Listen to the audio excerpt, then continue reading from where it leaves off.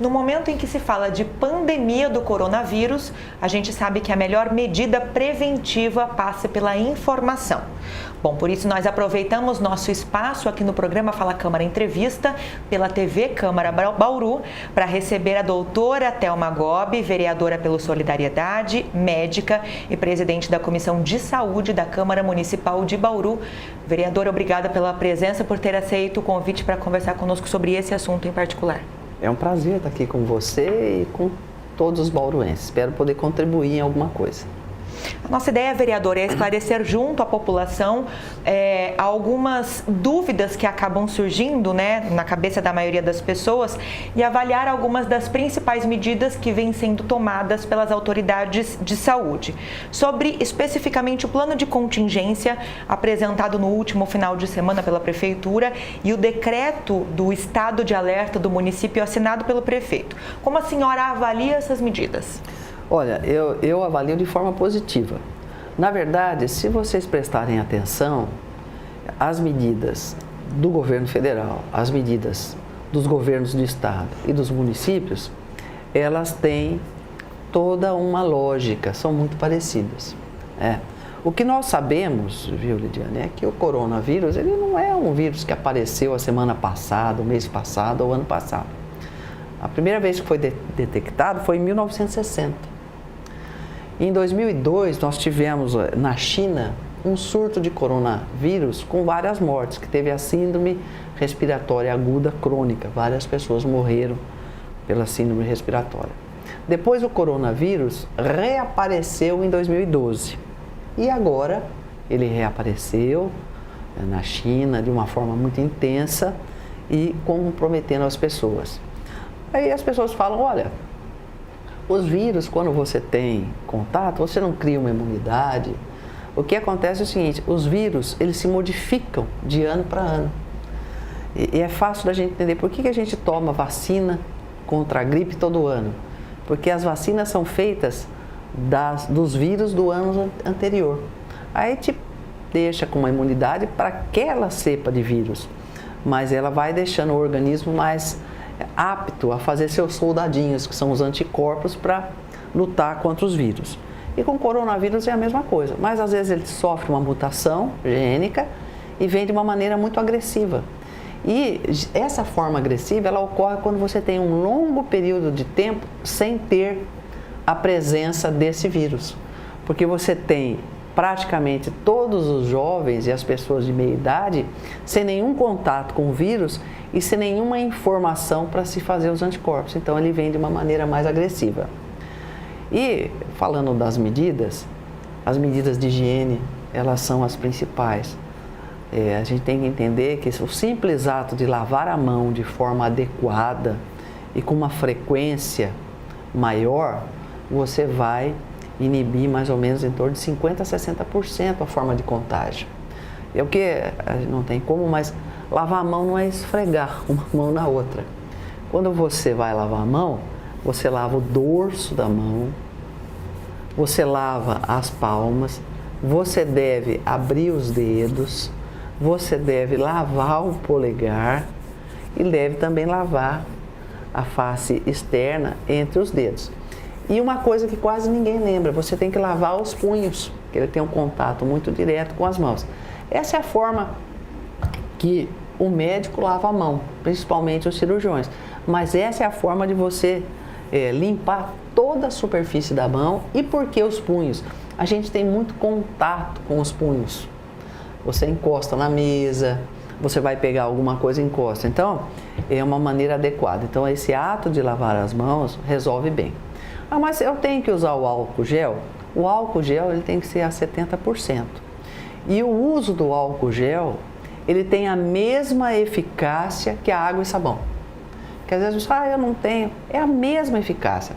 Existem vários estudos ao longo dos anos que foram apresentados e a eficácia de se usar álcool gel ou simplesmente lavar as mãos com água e sabão é a mesma.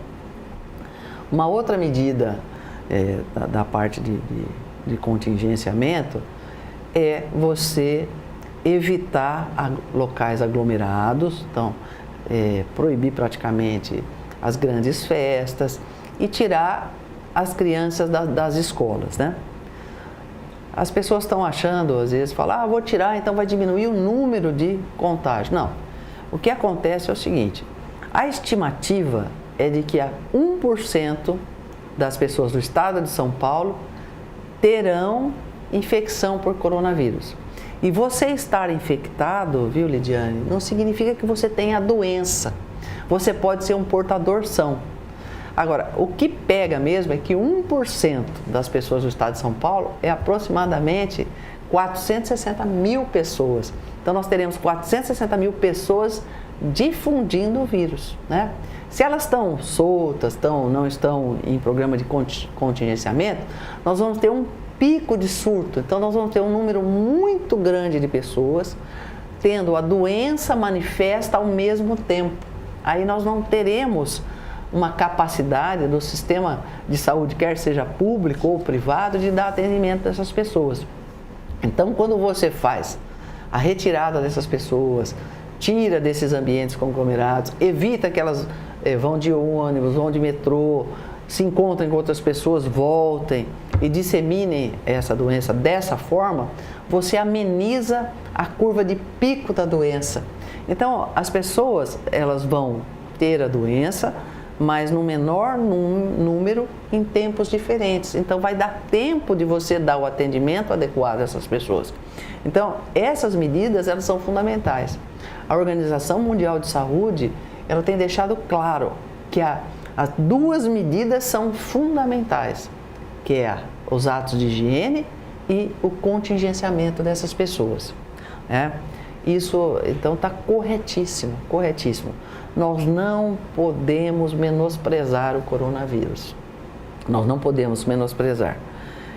E as pessoas às vezes falam, puxa, mas nós tivemos a dengue, nós temos o sarampo, nós temos câncer. Tudo bem, nós não podemos menosprezar isso também. Mas se nós percebermos, o coronavírus, ele tem uma sazonalidade. Ele vai atuar aí num período aproximadamente de 6 meses. Então, é um período curto de tempo, com um grande número de pessoas infectadas, e a gente sabe que, infelizmente, nós vamos ter mortes por conta do coronavírus também. Então, a gente tem que tomar cuidado. Essa mutação a gente pouco conhece, ninguém sabe como ele responde ao calor, ninguém sabe ao certo se a forma de contágio ela é mais intensa ou não. Agora que estão começando a desenvolver as vacinas, começaram os testes em humanos nesta semana das vacinas. E realmente a vacinação é a medida de ouro, né? Porque ela faz a questão da prevenção. Medicamentos específicos também para o coronavírus nós ainda não temos. Nós não temos um retroviral, um medicamento contra este vírus já desenvolvido e comprovado. Também está se fazendo a busca. Então nós não temos muita escolha. A prevenção, que é a higiene e o isolamento, tirando esses grupos de massa, podem fazer com que a doença na nossa cidade, no país todo, venha de uma forma mais amena e com menos transtorno para a população. Vereador, uma grande dúvida das pessoas diz respeito aos sintomas que se assemelham aos de uma gripe comum. Mas é importante a gente ressaltar isso, a gravidade de toda essa situação está ligada à falta de imunidade, como a senhora colocou, já que não temos vacinas, e o vírus que está sendo transmitido é uma mutação, né? É uma forma nova que se propaga, que se transmite, e a dificuldade do sistema de saúde, especialmente público, de receber esses pacientes. E olha, nós temos um agravante, né? Porque as pessoas que vão procurar o sistema de saúde são as pessoas que vão ter a doença numa fase grave. E quando precisarem de cuidados hospitalares, na verdade, elas precisam de cuidados de terapia intensiva, porque elas desenvolvem uma síndrome respiratória, então há necessidade de intubação e necessidade de respiradores. Nós podemos, aqui não tem nada a esconder, a nossa cidade tem um déficit imenso de leitos de UTI, não só Bauru, como todo o estado de São Paulo. Então, está se fazendo forças-tarefas para se improvisar UTIs. E os locais onde eles vão improvisar vão ser os centros cirúrgicos. Aqui em Bauru, eu acho que está na hora do hospital da USP, hospital lá do Centrinho, tomar uma atitude. Nós temos, se eu não me engano lá, são mais de 20 leitos de UTI montados e parados. Está aí um local que poder-se-ia usar como uma retaguarda. E um local onde você consegue ter um andar inteiro isolado só para isso. Então você pode fazer simplesmente toda uma entrada controlada, uma saída controlada com a higienização das pessoas para evitar a transmissão lá para frente. Então Bauru precisa ficar alerta e não esquecer desse local como uma porta de uso e não somente os centros cirúrgicos. Eu até fiz um comentário, mas nós vamos suspender a cirurgia eletiva. Pô, cirurgia eletiva no Brasil demora 2 anos para o cara chegar na cirurgia. Agora você chega e suspende. Agora, se não tiver, tem que suspender mesmo, porque o corona é grave, é grave. Eu acho que uma coisa que nós poderíamos dizer é o seguinte, que você perguntou dos sintomas. O Ministério da Saúde aponta da seguinte forma, é febre mais tosse seca ou coriza ou dores no corpo. Então você tem que ter um somatório, é a febre mais um desses sintomas. E mais ter tido contato com alguém que já está diagnosticado como portador do coronavírus ou ter vindo de uma região que a doença está manifesta. Itália, Estados Unidos, China, agora está na Europa inteira. Então, esses pacientes são pacientes suspeitos. Quando você tem esses pacientes suspeitos, aí você vai para o diagnóstico laboratorial e para o isolamento comunitário, que é em casa. Quando você tem uma suspeita simples, Lidiane, só com a febre, a tosse, e se o profissional da área de saúde tiver alguma dúvida, você faz o isolamento comunitário e o período de incubação desse vírus, ele é em torno de 2 a 14 dias, com uma média de 5,2 dias. Por isso que se fala que na dúvida, mas sem esses fatores totalmente expressos, você faz o isolamento por 7 dias, para ver se vai manifestar ou não. Agora, se a pessoa teve contato realmente, ou veio de uma região marcadamente com epidemia, você isola por 14 dias, né? Agora, o que é pandemia, né? Nome bonito, né? Pan é de total, de cheio. Você disse que você tem uma pandemia quando você tem essa doença em todos os continentes. Nós já temos o coronavírus em todos os continentes, né? Por isso essa importância, essa divulgação. E uma situação que a gente fala, às vezes a pessoa tem uma viagem, pagou, mas um grande meio de contágio de viroses é avião, né? Por que você tem uma pandemia tão fácil nos dias de hoje? Porque o vírus anda de avião. Rapidamente você sai dos Estados Unidos, vem para o Brasil, rapidamente você sai do Brasil, vai para a Itália, para Portugal, para a Alemanha, né? Então você não tem mais aquele confinamento. É rapidinho, 5, 6 horas você sai de um continente para o outro. Então a gente tem que tomar muito cuidado e lembrar o seguinte, nós já temos casos de coronavírus em jovens. E segundo o presidente da Organização Mundial de Saúde, hoje de manhã, acho que 6h30 da manhã, eu estava ouvindo uma notícia, nós já temos mortes em jovens na Europa. Então, ele compromete todas as pessoas. O que a gente tem que ver é assim, existe um grupo mais sensível a pegar a doença, que são as pessoas da terceira idade, né? As pessoas acima de 60 anos. E tem uma sensibilidade maior ainda quando existe uma doença que a gente diz assim, uma comorbidade, uma doença acoplada. Pessoa com mais de 60 anos, que tem diabetes, pessoa com mais de 60 anos, que tenha uma síndrome da imunodeficiência, um HIV, uma pessoa com 60 anos que tem um câncer, que usa imunossupressor, que tenha doenças como hipertensão, doenças renais, tornam essas pessoas mais sensíveis a contrair o coronavírus. Vereadora, ainda dentre as medidas apresentadas pela Prefeitura de Bauru no seu plano de contingência para a doença do coronavírus, além da contratação de alguns médicos que foi anunciada, foi estabelecido também um caminho para esses pacientes que apresentarem os sintomas da doença. Então, quem estiver com suspeita do coronavírus deve procurar inicialmente as unidades básicas de saúde durante a semana e as UPAs aos finais de semana. O tratamento prioritário dos casos suspeitos foi estabelecido nas UPAs. A cidade, a rede municipal de saúde está preparada, na opinião da senhora? Nós comentamos agora sobre a questão dos leitos hospitalares, né? A falta de leitos de UTI é um problema histórico na cidade de Bauru. Como é que a rede básica e a rede municipal de saúde poderia trabalhar com esse problema? E os pacientes que têm sintomas leves devem de imediato procurar alguma unidade de atendimento? Devem se resguardar? Qual deve ser o procedimento? Olha, o grande problema é a corrida ao serviço de saúde. Quando tem uma corrida ao serviço de saúde, você deixa de dar o atendimento a quem realmente precisa. Então, como eu gostaria de fazer uma colocação aqui, 80% de todas as pessoas que forem infectadas pelo coronavírus vão ter a doença de forma leve, sem nenhum comprometimento maior à sua saúde. E que o tratamento é sintomático. É tomar bastante água, não ficar em locais aglomerados, tomar medicação para febre. Então, essas pessoas não têm que se dirigir. As pessoas que têm que dirigir a um serviço de saúde, que ir a um serviço de saúde, são as pessoas que vão ter febre muito alta, persistente, que não cede, e mais alguns sintomas associados.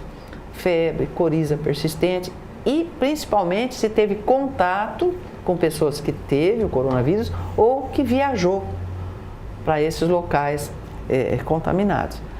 Doutora Thelma, a senhora está dizendo que não é para dar atenção para toda a população.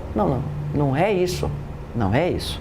A gente tem que dar atenção, mas tem que entender que existe uma capacidade de atendimento. E se existir uma corrida de forma desnecessária, as pessoas que realmente precisam do atendimento não vão tê-lo. Então, o que a gente diz é o seguinte: sintomas leves, fica em casa, observa.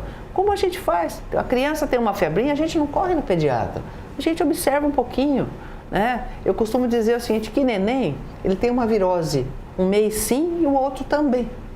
A gente diz o seguinte, que um neném saudável, ele tem de 6 a 8 viroses no ano, então é um mês sim e o outro também. E nem sempre você sai correndo. É a mesma coisa. Sintomas gripais leves, fique em casa. Por uma questão de respeito, procure, arruma seu atestado, não vá, arruma uma dispensa, não vá expor familiares seus e os outros. Mas a procura para o serviço de saúde, ela deve vir com sintomas mais importantes, mais graves, de forma mais enfática. Febre alta e tosse e coriza de forma significativa. Vereadora, a Organização Mundial de Saúde estabeleceu como protocolo para os países a realização de exames em todos os pacientes que procurarem os serviços de saúde com sintomas do coronavírus. No Brasil, as autoridades de saúde optaram por uma medida diferente, que é só realizar os exames nos pacientes com sintomas mais graves. O nosso país corre o risco de ter subnotificação da doença? Olha, o mundo inteiro terá subnotificação da doença, não somente o nosso país. Na verdade, a Organização Mundial de Saúde ontem mudou a sua forma de protocolo, porque ela também só estava fazendo o exame nas pessoas com sintomatologia bastante manifesta, né? Eu vou dizer uma coisa, nem o Brasil e nem eles têm kit de exame para fazer para todo mundo. Nós começamos a fabricar isso agora, nós não temos essa demanda. E se pensarmos na quantidade, no número de pessoas que a Itália tem e no número de pessoas que o Brasil tem, é uma analogia totalmente diferente. E se você fizer o exame e na forma leve e der positivo, você não muda a forma de tratamento. Então, a realização do exame em todos, ela não vai modificar a forma de tratamento. Então, a gente tem que ter realmente, para as pessoas com a doença manifesta, não está errado. Se tiver kit para todo mundo, normal. Vamos lá para a praça, vamos fazer kit para todo mundo. Aí você talvez até minimize mais ainda o número de pessoas infectadas ao mesmo tempo. Mas nós não temos isso. A gente tem que entender o seguinte, existe o ideal e existe aquilo que dá para fazer. E aqui no Brasil nós estamos fazendo o que dá para fazer, mas com segurança. Isso não vai interferir na forma de tratamento e muito menos na evolução da doença. É isso que a gente tem que deixar claro, porque senão começa a dizer, no Brasil tudo é feito de uma forma que se dá um jeitinho. Não. Tecnicamente falando, é o suficiente você testar as pessoas que têm uma probabilidade maior de ter o coronavírus. Doutora Thelma, sobre essa corrida das pessoas atrás de itens de higiene, como álcool gel, agora as máscaras que já estão em falta no mercado ou estão sendo vendidas aí a preços altíssimos, existe uma grande preocupação com relação à população de baixa renda que não vai ter acesso a esses itens. É possível o poder público fornecer? A gente sabe que apesar da dificuldade de encontrar esses produtos no mercado, né, existe uma possibilidade que é manter o contato direto com os fornecedores para que esses produtos sejam distribuídos de graça para essa população e que outras medidas podem ser tomadas como forma de assistência social às pessoas de baixa renda? Na verdade, o ideal seria que o poder público distribuísse, mas não adianta só distribuir. Você tem que fazer a visita social, verificar o local que essas pessoas vivem, ver se elas têm o mínimo de condições de higiene. Você dá álcool gel, como foi dito na tribuna, e você tem 5, 6 pessoas morando, dormindo no mesmo espaço. Então, fica difícil. As medidas teriam que ser a longo prazo para serem efetivas mesmo. As pessoas têm que ter uma casa decente, água encanada, esgoto, tudo isso. Mas, quando você não tem, o ideal mesmo seria que se distribuísse sabão, se não pode distribuir álcool e gel, e ensinasse essas pessoas a lavar a mão de forma sistemática e lembrar o seguinte: eu lavei a mão e passei a mão no meu olho logo em seguida, passei a mão no nariz ou passei a mão na boca, não resolve nada. A questão da máscara. A questão da máscara é o seguinte: você vai colocar a máscara aqui na orelha, você colocou a máscara e pegou na máscara, acabou. E a máscara, ela tem uma durabilidade máxima, essa máscara simples, em torno de 2 a 3 horas. Se fala em 2 horas e meia para trocar a máscara. Então, é uma situação que eu acho muito difícil. Mas o que está acontecendo é o seguinte: é um desespero. As pessoas estão enchendo a sua casa de álcool gel e estão deixando outras pessoas sem o álcool gel. Vai sobrar álcool gel na casa dela e o outro que precisava ter o álcool gel não tem e vai passar doença para eles. Então a gente precisa ter bom senso. Quanto eu vou usar de álcool gel? O mundo não vai acabar amanhã. Nós estamos vendo corrida no supermercado por causa de comida. Eu fico impressionante. Eu estava em São Paulo no sábado, fui lá meu filho, ver meu filho. Olha, eu fiquei impressionada do tamanho da fila no supermercado. E eu sempre vou lá de domingo para comprar as coisas para deixar para o meu filho. Nossa, eu falei, meu Deus, acho que vai acabar o mundo. Os carrinhos cheios, as prateleiras vazias, o supermercado não dando conta de repor. Isso porque em São Paulo o número de infectados é maior, né? Mas, gente, não se justifica, não se justifica. Você está tomando uma atitude equivocada. Existe um pânico, né? A gente tem a doença e temos um pânico junto com isso.